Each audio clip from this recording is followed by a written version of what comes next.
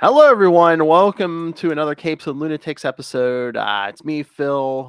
No Lilith, no Charlie, but I do have a very special guest. You probably heard of the Black Ballad especially if you listen to the Third Best Southgate episode 7. But if not, I have Rick Heinz, who you're the writer, correct? I am actually the CEO and founder of the studio, Ah, writer, all kinds of things that go along with all of this whole project. so the big man in charge. All right, about time. Yes.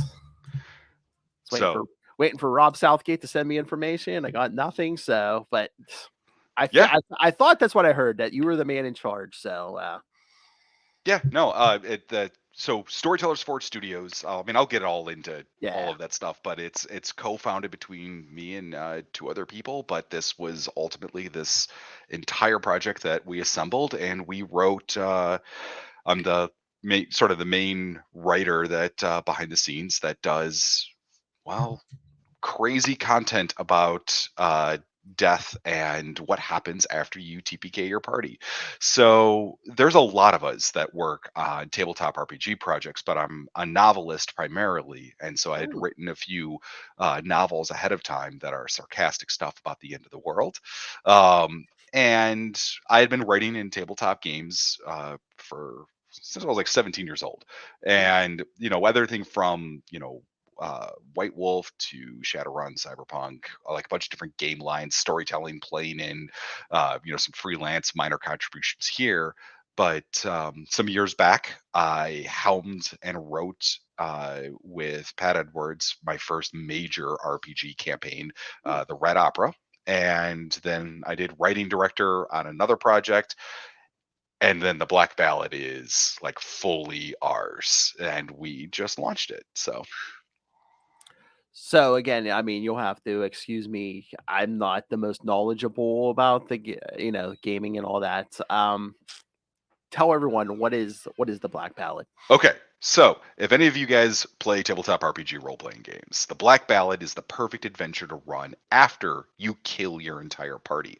In a lot of tabletop games, death usually means the end, or storytellers have to figure out what they're going to do when the story ends. And even as like comic book fans and people Marvel's like we know that there's an afterlife, there's death, characters are coming back all of the time, and resurrection is a common theme even in video games and in all comics. Characters are always coming back, you just respawn. But what about that waiting period? What happens to the characters and their souls when they're stuck in the afterlife?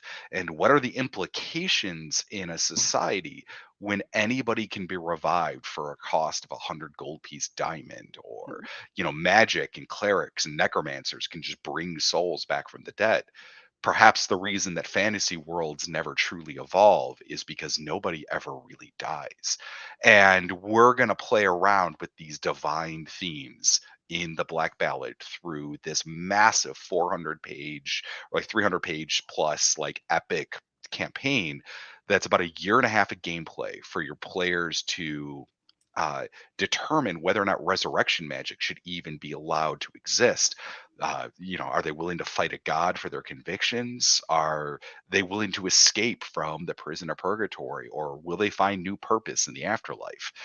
And what makes it even more special is we partnered with the heavy metal band Diamorte, Mike Pittman from Symphony X, and Michael Pittman from Riot Games. Which, if you guys have played League of Legends or seen Arcane and other things, he's one of the composers for their music, and Michael Romero from Symphony X.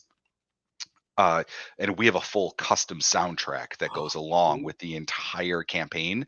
So when you're actually playing at the table with your friends, you have just this wickedly cool soundtrack to go along with like the iconic beats of the story that you're playing. Oh, nice. So we gaming is a way for a lot of players to sit around at the table, actually collaborate, have a lot of fun, do something in person. And it's all about telling the story at your table. And this idea of the Black Ballad has kind of been born from the thoughts that I've been storytelling for so many years. And I've seen and taught other people how to be storytelling. You're always hearing about, like, oh, yep, I TPK'd my party, and that's the end of that campaign. Are you guys still playing it anymore? No, that game ended. So we all found different gaming groups. And it's like, wait a minute, hold on a second here. What if you didn't have to? What if the Oh. journey continued? And what if it also touched base on themes that are often, kind of hedged around?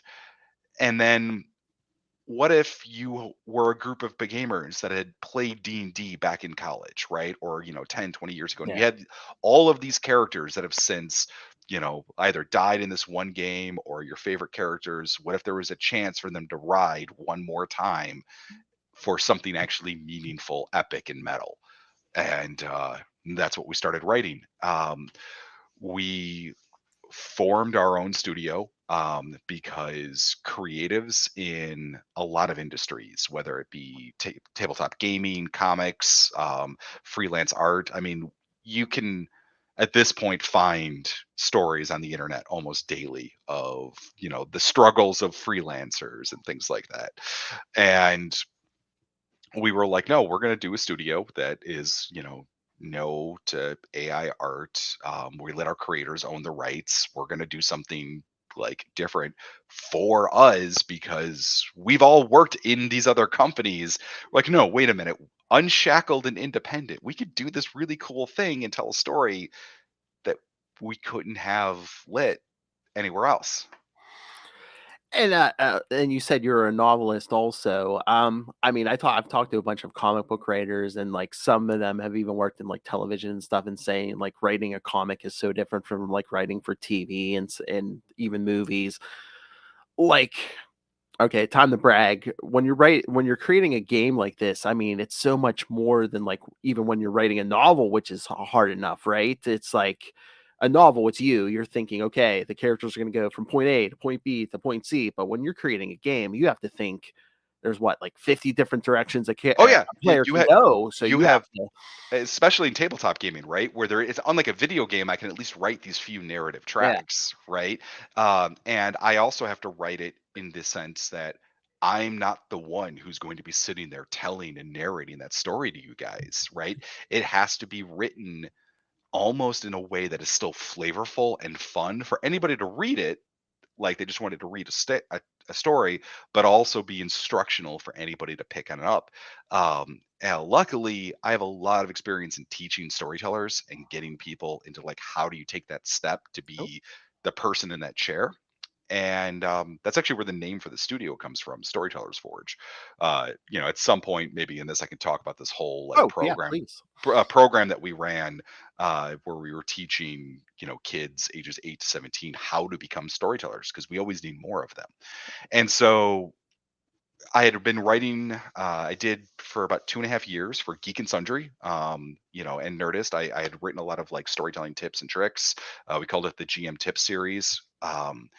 And writing in a game book is very much the I'm writing to the storyteller, right?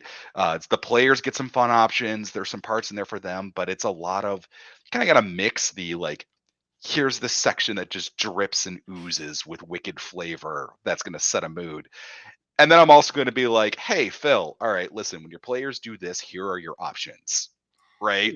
And if they do something completely off the rails, here's the themes that you want to hit on to bring the story back to where you want to go. Or if they are going to go off the rails, here's some inspirational ideas that you can run with that so you're not completely lost. So Um, so creating something like this is like again probably unlike any other writing in the world because it's not just you telling a story. You have to set up this world for someone else to guide other people through this.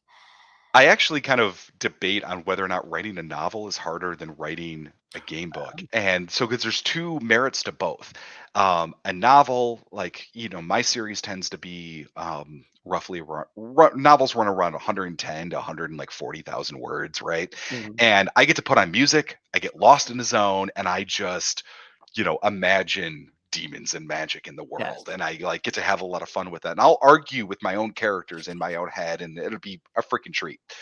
But in the game world, or writing for games, the nice thing is outlines are life, and I can sit on down and I can write just one section. Mm. And then I can go, I don't have to necessarily write them all um in sequence, because it's like, oh, I'm going to do stat blocks today. I'm going to write this chapter on the setting. I'm going to write this part.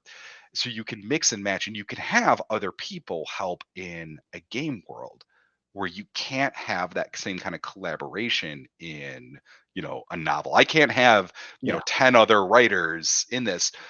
But if you think about the size of a game book, it's about 4 novels worth of content. So it is impossible to do, I mean, I was trying to say impossible. You can do it by yourself, but it is a much bigger body of work. So instead, it's more like writing for a video game or doing narrative design, where you're actually really catering this big giant master outline and then kind of filling in those sections as you go.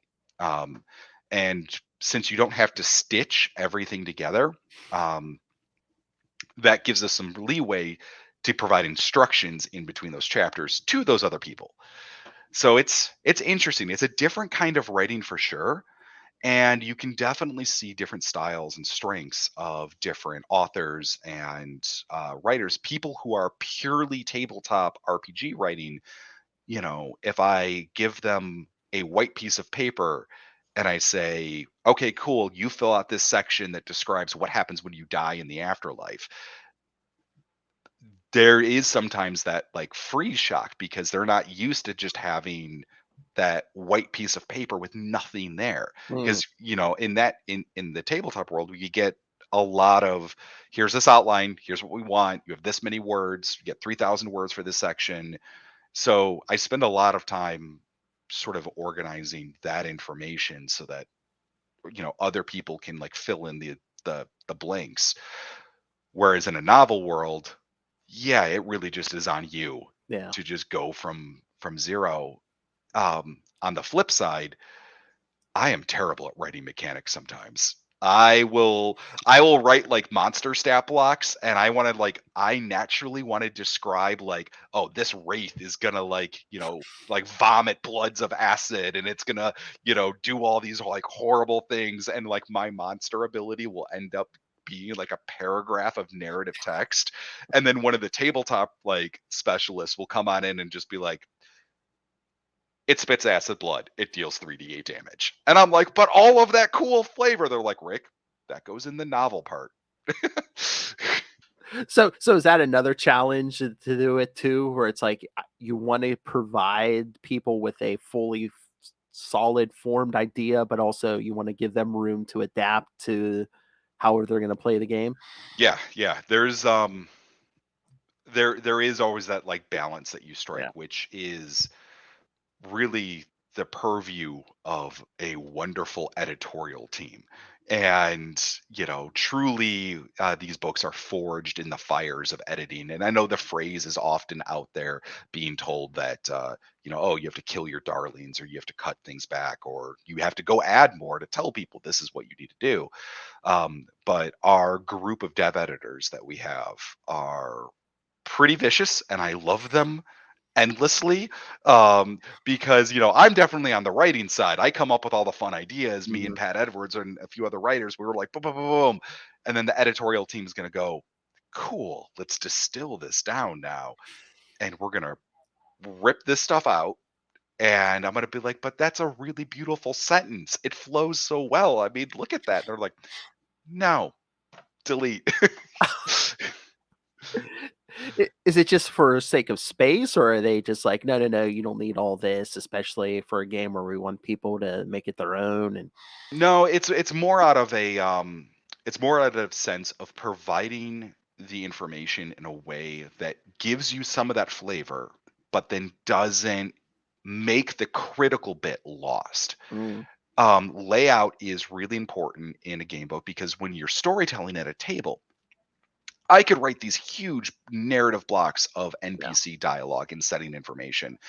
And sometimes you do need to write a speech. There's like no other way to do it. But a lot of times the storyteller is going to be sitting there flipping through the book ad fly, and just needs to, at a visual glance, see the bullet point. Wraith vomits acid blood on, like, parties and explodes. Um, and it's like, okay, I could write what that description looks like, but Uh, really, I just need to tell that and arm that person with there. And all of the flavor that I want to put around that, I put in a different section of the book that talks about how to storytell the themes, what kind of like language you use, whether or not it be like visceral, upbeat, happy, things like that. And that's one of the biggest difference between novels and this is that separation of information to here's the part that you're in a live game session that you're just going to read at a glance to you're the storyteller now actually just sitting back at home at night reading the book and then they're going to be reading the sections that are just dripping with the cool content. and like how, from all right, from the beginning, from like the conception of the idea to now, how long did it take to create the world of Black Ballad? So to create the world, we started in September and we spent most of October and November doing it. We already had the ideas. Hmm. Like I already kind of knew like this is like a lot of stuff that I wanted to do with it. And we wrote pretty extensively all throughout like from September all the way to January. And then because we're a small studio, we had to do that other part, which was pause and go, oh, we have to market. We have to actually like, start tackling like, okay, publishing, Yeah. distribution, what are we going to do? Getting our art orders in because art is what makes this, really shine as well. And so we spent some other time developing other parts of the game.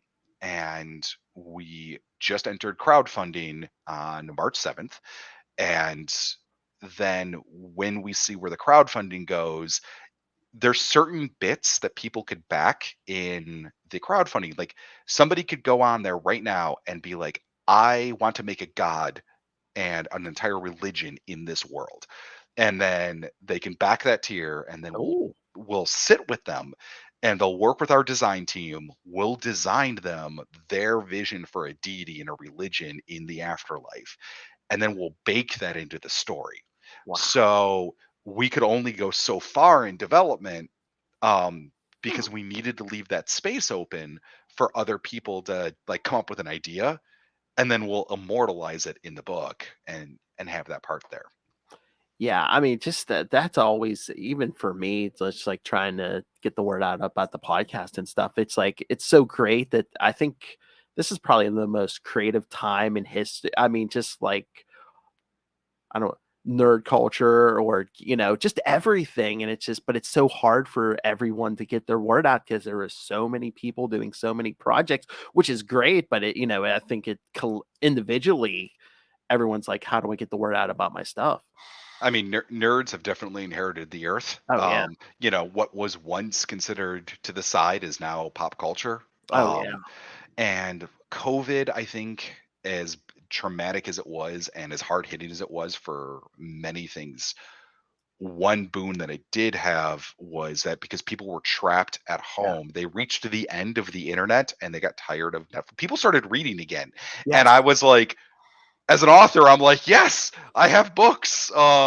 And so that was definitely like a boon. And then the other thing was um, there has been this shift to recognizing who some of the creators are behind the things. I mean, this entire like podcast about, capes and Yeah. like, superheroes and pop cultures and Yeah. things like that.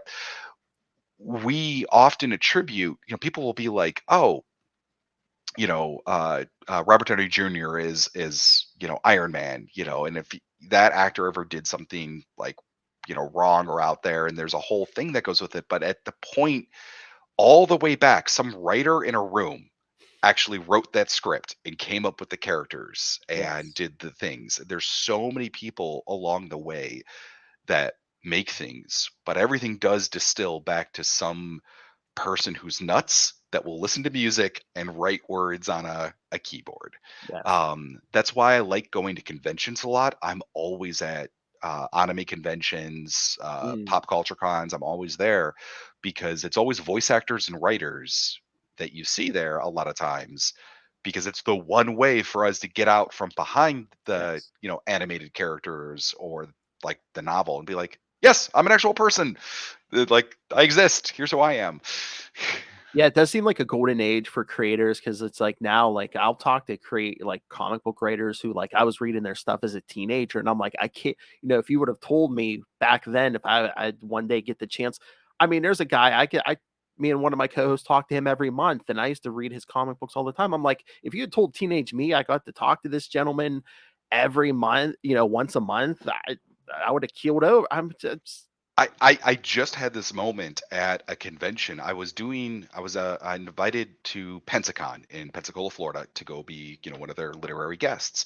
And I'm doing a bunch of panels on horror and horror writing and, like urban exploration, because I'm kind of in those, Mhm. veins at times too. And one of the other people on the panel is Jonathan Mayberry. And, I have, I've read some of Jonathan Mayberry's books and things like that, but I didn't realize that, he was the first person to write Black Panther with Namor. Mm. And, that I grew up reading his comic lines, that he oversaw these entire lines of properties that my entire childhood was spent upon. And he puts out a stack of business cards in the panel because people are asking questions and things like that. And, I'm talking about my part of like, hey, I'm a newer content creator. I got in, like, here's how I got into it. And he was like, yeah, if anybody has questions about, film development, or you're trying to get your books and novels made into a film role or something like that, here's my card. And I'm just sitting there and like, I'm gonna take a card. Everybody in the audience laughs, and after the panel, I'm like nerding out over the fact that I am with John Mayberry, who I realize is a literary icon for Yes. me, even though him and I are right next to each other at the convention signing our own stuff to get together. But like, so I think there's always going to be this level, especially as geeks, right? We're Oh yeah. always going to be like nerding out about each other's works and just being like, oh my god, I love your stuff. And I love the background stuff, just talking to these people where it's like, oh, why did you do this in my favorite story? Or it's like, where were you when where did you get the idea for this? Just all the background stuff. I just love knowing all that. And it just makes the stories better, I think, when you know exactly what went into it, the actual blood, sweat, and tears they put into a story. And Oh, absolutely. I mean, I've definitely got some weird ones on my own on like where did my novel series get born from? mm, And so, all right, well, I guess that's the opening to tell that. Then I am on yeah, a podcast talk about these yes, do stories. it, do it. So, one of so I write a novel series called The Seventh Age, Mm, and the series is about what happens when the Illuminati, the Masons, and a bunch of secret societies have had magic forever. And a group of anarchists in Chicago level the playing field, and they give magic to everybody in the world. Nothing could possibly go wrong, right? yeah. And so it's sarcastic urban fantasy about the end of the world as we bring magic crashing back on us. But I'm an electrician by day. And so I was a local 134 electrician, and I was at one point in the deep tunnels underneath Chicago, and I was going through the CTA closets, like deep down underground. I had a light flashlight. It's like 8 o'clock in the morning at best, but it's pitch black down here. And just one closet after another, opening up, checking breakers, doing my thing. And I open up one closet, and I just feel this wave of water wash over me, and I'm like, ugh, crap. And I shine my flashlight down, and it's actually a swarm of cockroaches that are just Oh, crawling all over me and just washed out from me. Now I start screaming like crazy, and I oh go yeah. running up that ladder. My foreman is having a field day. He's cracking up, like completely toppled over. I had to drive home with like out pants on and stuff like that. I get on home, and later that night, I sit on down and I write this chapter about a plague demon of insects, for my novel, like kind of coming out of the sewers. And that's where like a lot of the things that I write about my novel series are things inspired from some of the crazy cool things I got to see Oh yeah. as an electrician, you know, like that most people never get a chance to, encounter unless they're in the trades themselves. Oh yeah, that's like, yeah, it's DG Chichester I talk to every month. Like back in the '90s, like he wrote like Daredevil for a bunch of years. And like he said, he would keep like a clip file. Like if he saw a magazine article or something out of the newspaper, he would keep a clip file. And it's like, oh, I need a story. There's couple story ideas at least came from this clip file where it's just like, oh yeah, can't remember what he told me he came up with, but it's like, yeah, it's like, you know, pe- people stealing organs. There you go. Hey, I'm still waiting for somebody to write the official Florida Man novel. Oh yeah. You know what they say, that there you go. You came up with the idea. That's your job. No, trust me, I got plenty that I'm hooked on. But at some point, I think I am gonna bake Florida Man into my novel series in some capacity. Like, that guy's got to get magic, like, and just Florida Man obliterates himself with a fireball after trying to summon three demons, or something like ridiculous. Oh, or a Florida Man game or something. Um, ooh. That could be fun. You all sit on down and play characters, and the goal is to see who can survive the longest before something tragic happens that you do to yourself. Exactly. Oh, yeah. I mean, set in the real world, Florida Man's an evil spirit jumping back and forth, something. um, but yeah, no, that's actually one of the fun things about gaming that I do like in tabletop. The stories are infinite, Yeah. right? You just like comics, right? I can Oh, yeah. take like the book, The Black Ballad. We are writing a campaign storyline, and even our Pat Edwards, who's one of the co-founders of the studios and one of the other main writers, just ran a stream the other night that is telling a tale that isn't in the book. It's Mm, just in the setting, just like, oh, this would make a really good one shot for this kind of session. And so that's the cool thing. We get to create a setting and material that other people can, even ourselves, tell side stories in. mm, So one of the things we're doing as a studio is we have an open submission where anybody who wants to become a novelist, we've partnered up. I got to tie my literary side to my game side with this studio. Anybody who wants to write a novel in our worlds can actually read the game book and actually submit a pitch to us for an idea for a novel for publication, oh, and actually have like tie-in fiction be officially published. And our first novel, Duskwalker, is going to launch at the same time that our book gets delivered. mm, And Crystal is Graber. She's already writing it, and it's this.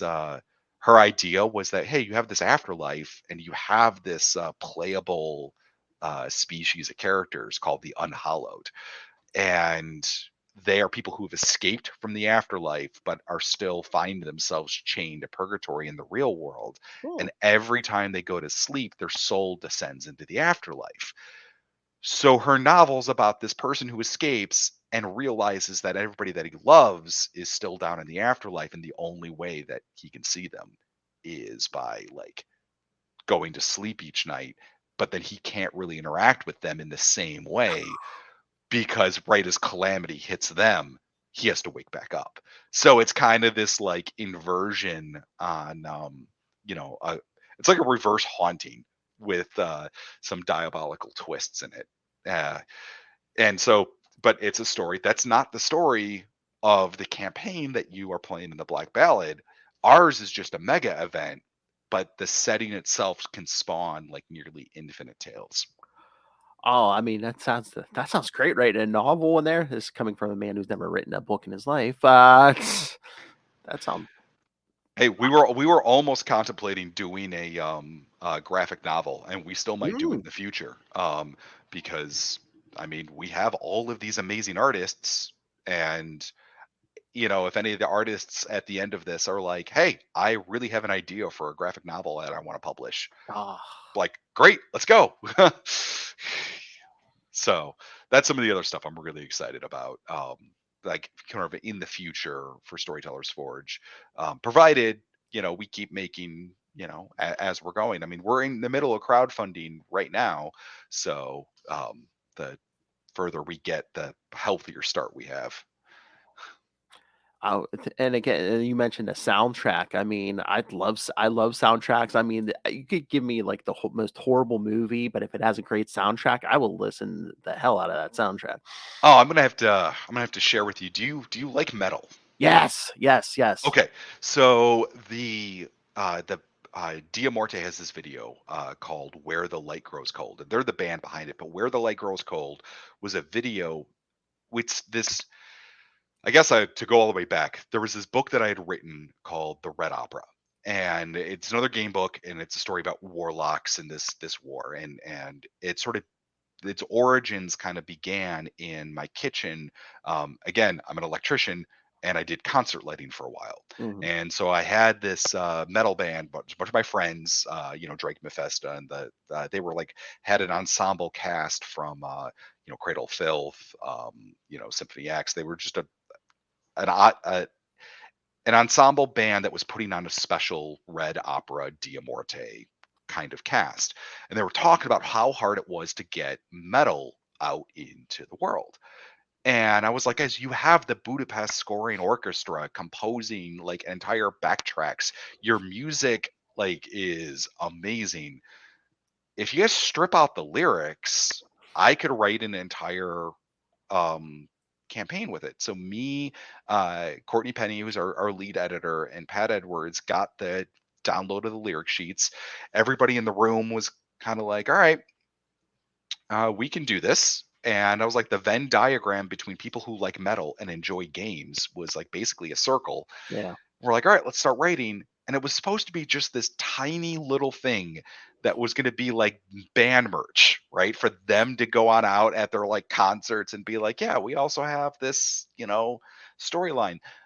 We get like, I get like 10,000 words in, and I call up the guy in the band and I'm like, listen, I've built an entire world based off this soundtrack. Oh, We're gonna have to go much bigger. And he was like, absolutely, just freaking go for it.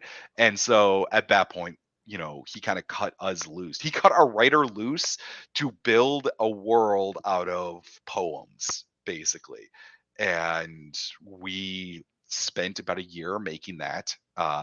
And, we kind of came up with our first mega campaign book. Um, and when we were done, the band loved it so much, they went and made an entire song based off of the book rather than the other way around. It was called Where the Light Grows Cold. And it's the first time I've ever had a music video and a song dedicated to me. wow. And I was like, oh crap. And that's it. That's my like life achievement bucket list unlocked. And then this time around with the Black Ballad, we're coming up with the story, and then the band is writing the album. So it's really kind of been this like full circle of awesome creativity. And when they're doing the orchestral album for it now, but when it's done, then they're going to take and do the full metal rendition. And that has all like the crazy lyrics and, their story there to it. So it's, you know, go check out some of Diamorte's music. I mean, I'll drop you a link for that Where the Light Grows Cold trailer at some point. It's Oh, it's epic. oh, yeah. Oh, yeah. When we're done here, please send me yeah, like links to them, to all the Black Ballad stuff, because yeah, it's going in the show notes. So Yeah. yeah, it sounds aw yeah, because the music and gaming, there must be some correlation. Because like I said, the only time I really gamed was, like, back in high school, and, like, a group of us would always get together at my one friend's house, and, like, he always had, like, hard rock or heavy metal playing, and it's just so I've always associated gaming with, like, yeah, Yeah. like, heavy metal and stuff, yeah. I can't, somebody asked me, like, why do I listen to a lot of metal music? Is because I can't write without listening to music. Mm, But I yeah. can't understand the lyrics of most metal. So I listen to a lot of like folk metal and like, Gaelic metal and like metal in other languages because I don't know what they're saying. I don't really care. It sounds awesome. It's got emotion and beats to it, but it doesn't bleed into, you know, my keyboards as I write. But then there's another aspect to this that took it even a step further. We had music and we have novelists and we have artists, and out of the blue, throughout the year, I had become friends with Carlos Ferro, who's the voice actor of Da Vinci from Assassin's Creed, Oh, the voice actor of Dom from Gears of War, and a bunch of other like video games. And we kind of found out that we were sort of, kindred spirits in a lot of our like music tastes and nightlife and things like that. And in December, he knew what we were doing for Storytellers Forge. I mean, he had seen my game books, he had seen these other things I had written. I mean, we had done a convention circuit for about a year and a half together. And he was like, "Hey, can you send me some writing of something that you guys have?" And I was like, "Yeah, sure. Here you go. Here's one of our letters. I need something I can read, I mean, like voice act." And I was like, "Well, it's a we're a game book." And he's like, "No, no, just I want to try something." And he did this read of our character Majin the Betrayer, and it was just awesome. Like it's in some of our trailers now. Like I was like, okay, wait a minute. We have all these different NPCs throughout the book, and storytellers often have to like mimic and change our voices, and sometimes it hits, sometimes it does not hit. And but for the main character Majin, there's like these a series of like letters that are in the book, that are just kind of from Majin to like the group. All kind of talking to the storyteller, but also talking to the players all at the same time.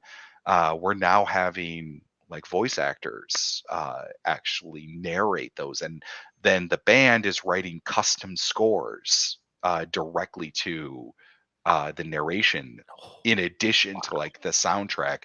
So at that point, it has become like we are getting to hit everything as a transmedia property of voice acting, writing, art, layout. Like everything is getting put in there. Our trailer has like some 3D assets and video production. If anybody ever listens to this and you designed video games, please contact us. We are eventually going to oh. want to make a pitch. See, that's what I was thinking about asking you. Was like, would you ever? I'm sure you'd be up for a Black Ballad video game. Yeah. Oh, absolutely. Yeah. First step, make the book. Oh Like yeah, show off what we can do. Here's this world. Here's this setting. Here's all of these tales that you can tell from it. And the cool thing is, like, even if somebody went to make a video game from it, right? And they're like, "Hey, you got this setting?" I'd be like, "Cool. Your writing team. What story would you want to tell in here?" It doesn't ever have to be a direct port. It's expansive, well, and that's I don't know. That's really cool to me as a creative. or did one day. I mean, the big budget movie. I mean, do you think that people who created Dungeons and Dragons thought they'd get a movie one day? Well, uh, yes, but I think that this is also, I don't think people remember that this is, I think, like the fourth time they've tried. Yeah. Oh yeah. Yeah. So, I have high hopes for this one though. I actually do, because this time it's by, a whole different crew, and Yeah. people actually play the critical role. Um, right? They at Geek and Sundry, Matt Mercer and that crew, they have Vox Machina on Amazon Prime. Have you seen that? No. No. No. Okay, absolutely amazing, and great animated series, fantastic story. But they started off as a group of voice actors that just had an idea to get together, start playing D&D in Oh. their house and record it. And now they have a major, you know, Amazon Prime, like they crowdfunded and raised up. They were going to do their own series by themselves, and Amazon kind of swooped in and was like, "No, no, no, no, no. We can do this better." Um, and But I mean, it's crazy to think where that would go. I mean, if that ever happened, my I'm still in my day job, Yeah. right? Yeah. Yeah. And my coworkers often ask me to like, when are you just going to quit and go do that full time? And I was like, yeah, the day that there's ever Netflix ever decides to make a movie series out of my novels. Yeah. Um, so that'd be a threshold. Yeah. No, I hear you. I have a day job. It's as soon as it pays the bills. Yeah. Well, I mean, it's got its merits, because like Yeah. Oh yeah. hustle, like and I'm sure you've probably had and talked to a lot of artists in the comic book Yeah. industry, Yeah. and it is rough, and it is a hard work. I know a lot of them myself, and it's just page count of cover art after cover art after cover art, and like barely barely making it, right? And that's why they go Mhm. do conventions, right? And that's where they get a chance to actually sell some of their art, and like actually earn a living off of it. But it's never like, you know it's never enough, it seems, to be able to do it full time and like live. It's Yeah, always, you have to hustle, and you have to hustle eternally. yeah, And then they end up taking jobs that they don't want to take just to pay bills. The perks, I think, of like having sort of that time split of, I do this during yeah. the day and then I'm doing this at night, means that the stuff that I'm working on creatively is stuff that I want to work on. I did ghostwriting for about 2 years. I will never ghostwrite again. No. Um, so I was like, "There's no point. Why am I doing this? I have a day job." What? So I was like, "If I'm going to create something, I'm going to do it because I want to." Yeah, a lot of the creative stuff, it seems you have to be in it for the love and not the money. Because yeah, like, even the comic book writers and artists, it seems like the ones who do it full time, they anymore, it seems like they have to do so many different titles and books that it's, I don't know how some of these people don't burn out. They have, they have so many, because some of them will have their own creator own stuff, or some of them might work for Marvel or DC or both, and it's just Oh, I have noticed, the longer I've been around, yeah, in like talking to a lot of other yeah, like peers, um, the ones who are in it for the love, that even had they have all of these things, we are just we just love doing it. yes, And so like the burnout doesn't really happen. I'm currently doing Universal Soldier, something with the Crow, writing my third novel, and I'm doing the Black Ballad, and I got my day job. I had to give up video games mostly, in order to find the time to do this. But I am writing in all of these different properties and things because I love them and they're cool. Uh, and I still have more ideas for things and other projects that I want to write beyond the Black Ballad. Like, it's like, no, I already have like the next things that I want to do. I want to do ah actually, I shouldn't talk about them, because then all of a sudden, then I'm going to be held accountable to actually have them made in case I need to pull the plug. I mean, you said the magic word. I don't know if you can mention anything about it, but you mentioned the crow. I did. So it actually comes out in 2 weeks. So Evil Genius Games had acquired the license for the official Crow RPG, and they were had announced that they were going to go find some like award-winning writers to go actually write and develop that. Now they had no idea who I was. I am the biggest Crow fan. I am the goth kid from the 90s, right? Yes. I dressed up as the Crow every freaking year, not on Halloween, mind you, just randomly. Um and I read all the novels. I like when they talk about like, here's a series that's passionate to you, like that was it for me. And I had turned in my email. I was like, let me write this, please. I am your person. And they're like, we're sorry, we don't really know who you are. And I was like, here's all the stuff I do. And by the way, here's a picture of me in high school, like dressed as the Crow. And they read my writing. They brought me on, and my first interview with the studio owner, from Evil Genius, Dave Scott, he was like, listen, just so you know, you're gonna have to, the story's gonna have to, it's official fiction, we're gonna have to turn this in to the studio, it's gonna have to be approved by the Mm, powers and the creators of the Crow. And I was like, yes, that is the point. I want it to be. yeah. And so um, I spent the time writing. The story's called Crow: Prayers of the Past. And what it does is it ties all of the kind of comics and movies and things like that together into a setting, where the reborn are there and you can actually play them. Um, because there's multiple stories beyond just Eric Draven, Yes. throughout Yeah. the expanded parts. And it's still a tale of revenge and tragedy. It's still very, very dark, but it is available. Like, you can already download the PDF, but it also comes out in physical print, hopefully in time for me to have it at C2E2 in a few weeks. So So that was probably the great one of the greatest experiences of your life, but was it also scary that it's like you got to write this thing about this thing you love since you were a kid? there was definitely a lot of, I'm going to make sure for because the people who love The Crow still and know about it are like, no, no, no, no. There has been some train wrecks in The Crow, Oh yeah, right? yeah, Right. yeah. We know that. We're well aware of that. And it's like, no, no, no. I am like an actual like comic junkie. I love The Crow, and I want to do it right. And so what are the core themes? And yeah, I spent a lot of time making sure, but when I got sent off to the studio for approval and I was waiting, and then it came back with like they were giving me like artwork of like, this is amazing. Here's a snapshot of your arch villain Oh, that we had like illustrated, and it's like, oh, I'm officially approved. This is great. And they had a whole call with me, and they were like, how did you manage to do this? And I was like, well, I freaking just love this stuff. And they're like, great. And then now I get to work on another one with them. So, oh, nice. and it's like, no, this is, I think there was a lot of, yeah, I was nervous, but I was like absolutely not going to say no to like dive into that chance. And because it is a major life changing moment for me, every time I publish something, I get a new tattoo, and I'm starting to get more and more Oh, covered. nice.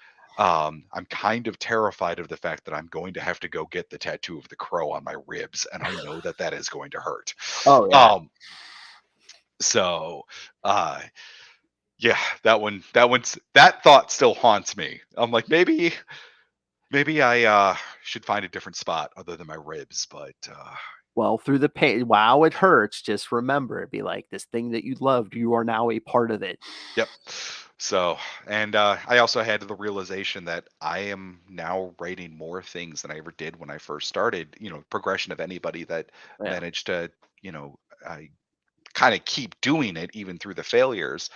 And I might have to change my policy on the tattoo to publication Oh yeah. thing. It seemed really nice when I had one novel, and then two, and then I started doing other things, and it was like, oh, yeah, I didn't get anything for the ghost writing though, and Wow. yeah, that doesn't count. So, But that's great. So what else are you working? You named a few things. What else are you working on? so I'm also doing my third novel in my series, which is Seventh Age Decay. And that one is about, like, the tagline for that one is like cigarettes, misfits, and magic. Might be the only salvation as we bring back like Americans' urban legends and gods to like kind of try to help us. Um, And then I'm also doing Universal Soldier with Pat Edwards as well. Him and I are co-writing that one. Universal Soldier had its movie run, back in the day, and the same studio that had acquired the rights to make The Crow, they also got Universal Soldier. And then there's a few other projects that are very beloved by anime and comic book fans that I can't talk about yet, but they are on the horizon next year for me. Wow. Okay, you've hit the big time because I swear it's the successful writers who always have at least one thing where they're like, yeah, something's coming, but I can't talk about it. So Yeah, it's the first time that I'm ever under a like, yeah, we actually can't talk about this yes. until marketing is announcing it to the public. And I was always like, what don't you want people to hear about it? And then actually doing my own, like doing the Black Ballad for our own studio, I kind of realize sometimes why there is a um sort of go now approach to some of that marketing behind some of the things. And other times it's just strictly because you don't want, a lot of things can go wrong in project development, and you don't want people's hopes to get Mhm. up there that something's going to happen. Just like The Crow, how many times has a Crow remake movie been announced in the past 14 years, only to have it canceled? I Yeah. think we're on the third Akira before Akira may or may not ever get made, so I think there's also some of that stuff as well. Of they want to make sure the book's actually done first before, um, before announcements are made. Okay, here's a question I always ask people. I'm gonna tweak it. All right. So, is there any property? It could be anything. Any property that you love that you would love to write for that you have never had a chance to write for yet? Oh, there's a lot of them, but I think, um, let's see, hardcore property. I would really love to do more stuff with anime companies. I Mm. would love to do something with Hellsing or Vampire Hunter D. Oh, Um, that I grew up with. I would Battle Angel Alita, if they were ever able to continue making more of them, I would tackle the offices of Disney in order to be able to make a Battle Angel Alita RPG with all the cyborgs and oh, all the different character creation options. Oh my god, it's such a cool world, and it has that dystopian element with that would be. I think that's it. Battle Angel Alita. oh, And Yeah, it was one of my favorite manga series growing up, and I thought the movie that they had released did really good. It actually captured the true spirit of the manga series. It was the best animated movie adaptation that I'd ever seen. And then Disney bought Sony, and now it's rest of its potential. Or did it buy Sony? Disney acquired 20th Century Fox, I think it was. mm, They had acquired Disney bought something, and then it is now stuck in sort of that limbo, and there's a whole group of people out there that are trying to be like, no, keep making more. But if the rumor was that they are going to make like a animated series or like another Netflix show for it, and it's like, okay, if you guys are going to expand into other properties, I can make a killer RPG based off that. oh, yeah. Oh, yeah, yeah. Especially, yeah, anything like with a big company like Disney or something. I mean, aren't they all about, merchandise, Right. games, and whatever? Yeah. So yeah, you've inspired me. I think I'll have to go track down who I have to email and be like, let me do this. I'm glad I can help. All right. Again, I don't want to keep. I always say this though, all you successful people. I'm like, I don't want to keep you long because I'm sure there's like you're probably writing like, well, the Black Ballad. That's a big project, but again, you're probably writing two or three other things at the same time. So, Yes, actually, that is the case in this one. But even tonight, when I'm done with this, I'm going to quickly eat some food, and then I'm going to continue writing a chapter about a class of clerics that are godless and siphon the power off dead gods. oh, nice. So, Okay. Again, thank you for your time. Promote the Black Ballad. Where can people get it? When can people get it? And whatever else you want to plug, the floor is yours. right now, the big focus is helping an indie studio of creatives get off the ground. Black Ballad is currently crowdfunding. You can go to backerkit.com, type in Black Ballad. I'm pretty sure the links will be in the show notes if you're Yes. hearing this. The trailers are all up on YouTube. You can also, they're actually on Dia Morte's channel. So if you catch Black Ballad trailers on YouTube, you can also just go check out some awesome metal music that goes along and ties with it.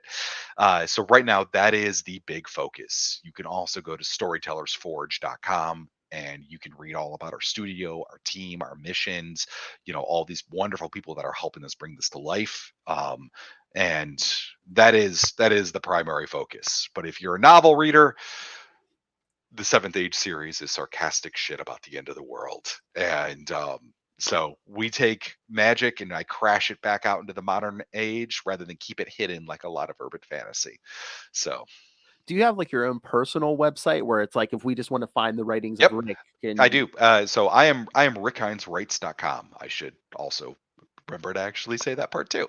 Yeah, so I'm rickheinzwrites.com, and that's actually where you can find where you can get the crow as well. oh, I got a link up there and everything with like here's what the crow is and everything for that too. oh, nice. All right, and I am going to go on record, Rick. You are a friend of the show now. Anytime you want to come back and promote, you have my email. Email me, and we will set up a time, and we will do this again. Absolutely, especially when I'm definitely gonna have to do this next year when I'm able to talk about the thing that I couldn't talk about on this Oh, show, yeah. because that is like the perfect follow-up. So, Okay, definitely, yes, and again, the crow stuff, yeah, I'm down for crow talk, so oh yeah, anytime. So, alright, so thank you so much for having me, and yeah, I'd love to be back. yes, thank you, definitely, I'll have you back, and everyone, yes, Black Ballad, go get it, uh, go get the soundtrack, go get the game, go get the everything. You can literally buy a tier where we will write you as a god in the universe forever. Oh, I might have to do that. Alright. Alright, everyone. Rick Heinz, thank you so much, it's been great having you. Yep. Alright, everyone. Catch you next time.